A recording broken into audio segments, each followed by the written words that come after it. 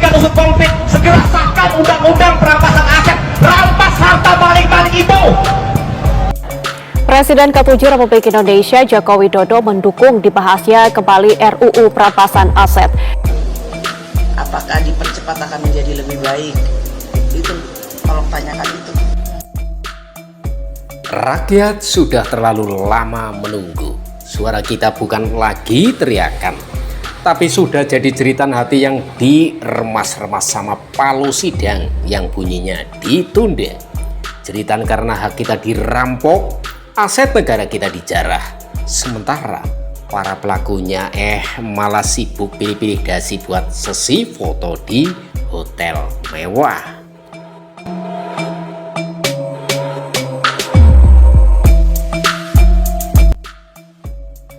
RUU perampasan aset, senjata pamungkas yang dijanjikan buat merampas barang bukti koruptor kayak polisi nyita motor copet, malah ditunda terus-terusan di gedung DPR. Alasannya perlu kajian mendalam. Kajian apa? Kajian dampak psikologis buat koruptor yang kaget hartanya hilang. Memenuhi persyaratan yang ada, kemudian harus mendapatkan masukan dari seluruh elemen masyarakat yang dibutuhkan, kemudian persyaratan hukum dan mekanismenya itu terpenuhi. Juga ini dalam masa waktu yang tinggal pendek ini, apakah kemudian sempat atau tidak sempat. Jadi kita fokus pada hal-hal yang memang penting harus diselesaikan. Apakah dipercepat akan menjadi lebih baik? Itu tolong tanyakan. Tergesa-gesa, korupsi itu kan olahraga santai ya. Tolong ditunggu. Saya korupsi pelan-pelan saja, biar nggak kecapean. Nggak lah, data BPK mencatat kerugian negara 100 triliun lebih setiap detik yang terbuang. Miliaran rupiah raib setiap hari yang ditunda.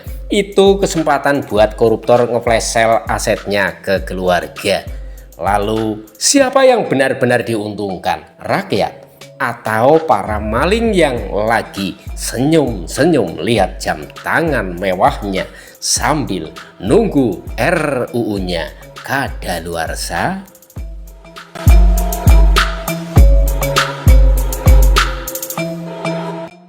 Nah, ini dia pertanyaan sejuta umat yang akan kita bongkar habis selama beberapa menit ke depan. Apakah DPR kita masih pantas disebut wakil rakyat atau sudah naik kelas jadi bodyguard premium para koruptor? Saksikan, simak, dan siap-siap geleng-geleng kepala. Apa itu RUU perampasan aset? Perampokan balik yang sah. Mari kita kupas RUU perampasan aset. Ini bukan main-main, ini adalah izin resmi buat negara buat merampok balik para koruptor. Bayangkan seperti ini, polisi nemu mobil curian, mereka gak nunggu si pencuri divonis bebas dulu baru nyita mobilnya. Mobilnya langsung disita, soalnya itu barang haram.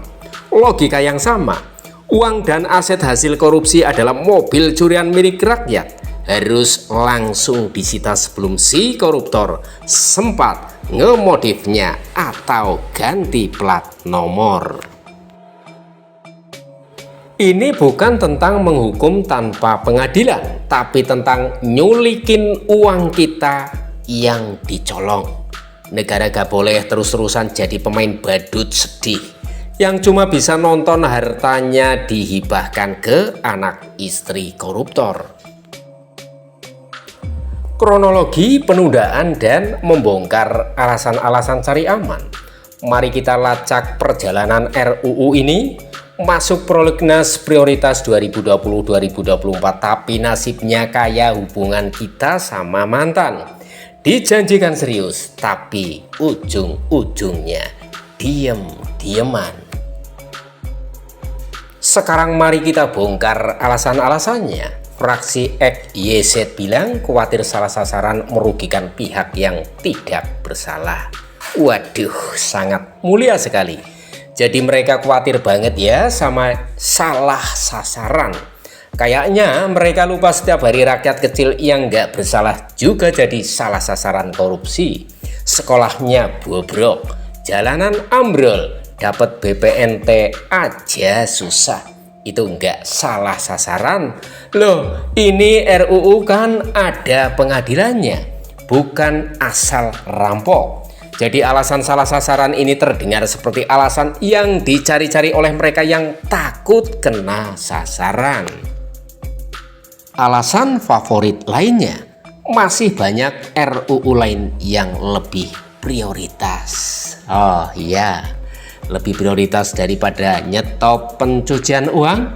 Apa nih RUU pertahanan TikTok Dance, RUU pengesahan nongkrong di warung kopi sebagai budaya nasional. Ini mah kayak bilang, gue sibuk banget nih, prioritas gue adalah nyuci mobil. Jadi gue belum sempat matiin kompor yang kebakaran di dapur. Lalu siapa yang paling dirugikan? Bukan para politisi di Senayan yang gajinya sudah pasti aman, tapi kita rakyat kecil. Data BPS menunjukkan puluhan juta orang masih hidup di bawah garis kemiskinan. Uang yang seharusnya buat bantu mereka malah dipakai buat DP villa si koruptor di puncak. Lihatlah gambar sekolah rusak ini.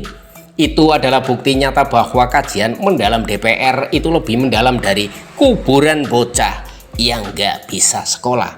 Setiap penundaan adalah pengkhianatan.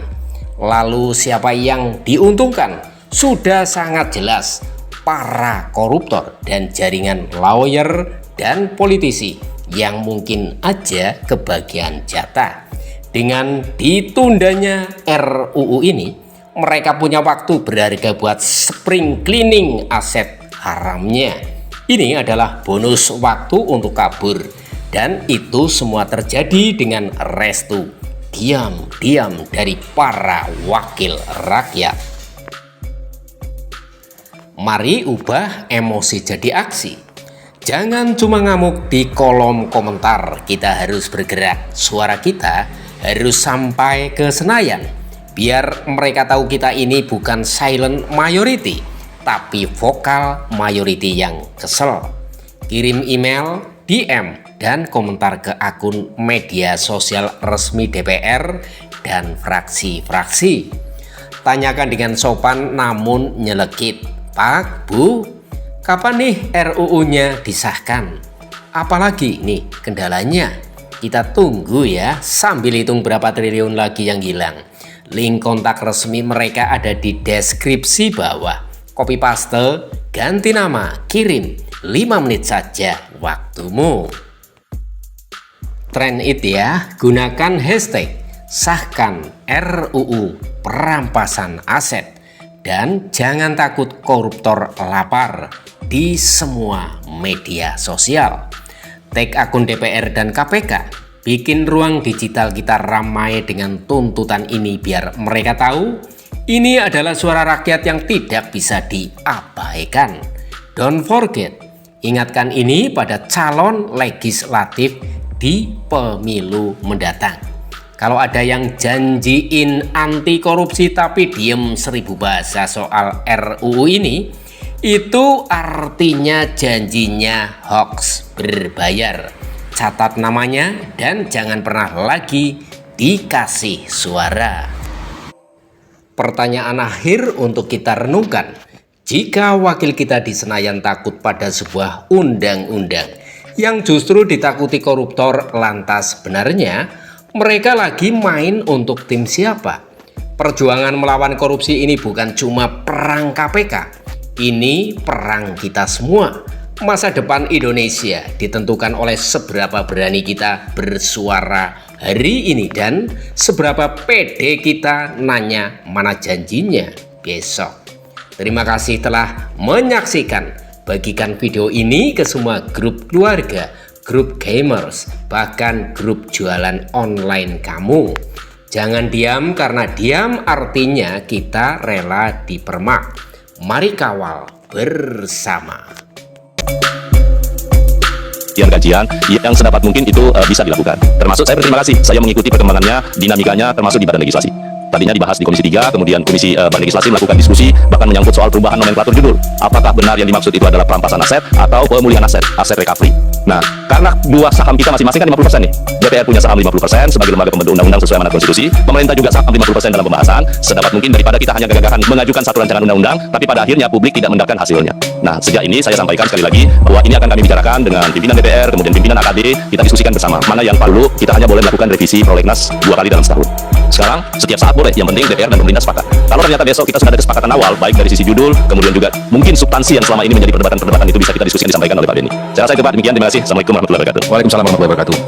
Cukup Pak, boleh saya